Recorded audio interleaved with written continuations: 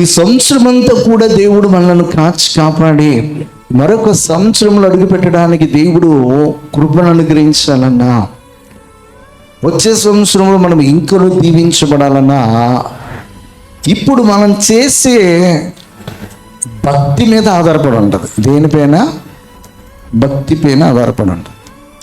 మనం దేవునికి ఇచ్చే ప్రాధాన్యత పైన, మనం దేవుని సన్నిధిలో గడిపే విధానమును బట్టి, మనం దేవుని ఎడల భయభక్తులు కలిగి జీవిస్తున్నటువంటి జీవితమును బట్టి రేపు వచ్చే సంవత్సరము ఆధారపడి ఉంటుంది.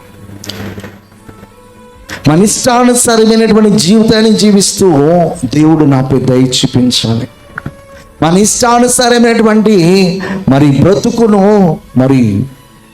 వెళ్ళబుచ్చుకుంటూ దేవుడు ఖచ్చితంగా నా బ్రతుకులో ఉండాలి, ఆయన ప్రతి నిమిషంలో నా అవసరతను తీర్చాలని చెప్పేసి ఆశ పెడితే అది ఎలాంటి ఆశ అవుతుంది అన్నమాట? దురాశ అవుతుంది.